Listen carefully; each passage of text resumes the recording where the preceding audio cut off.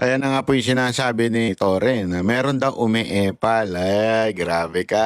Bigyan ko lang kayo ng konting konteksto. Merong mga inilagay sa posisyon. Siyempre, nung naging PNP chief siya, may nilagay siya sa mga pwesto. Na ito, gusto ko ito. Alam mo naman si Torre, feeling hari yan. Oh, may pagkaano sila, may pagkapareho sila ni Romualdez na feelingero na sila ang presidente. So, nilagay-lagay niya sa pwesto ito mga ito. Hindi nagustuhan ng Napolcom. Hindi din na, at ang pinuno ng Napolcom ay si Remulla. Naku, isa pang matikas din yan, si Remulla. Feeling din niya, kanyang Cavite. Tapos feeling din niya, na, syempre, yung kapatid niya, nasa DOJ. At the same time, feeling din niya, malapit talaga siya sa presidente. Pare-pareho silang feeling mga magagaling. O, di ba? Di banggaan sila ngayon. Sino ang kakampihan ng presidente? Ito yung isang bagay na sinasabi ko nga sa sarili ko No wonder, tama talaga yung sinabi ni Pangulong Duterte na we have a weak president. Ito ang isang napakalupit na halimbawa na ang pinuno mo weak. Nag-aaway-away nga sa baba.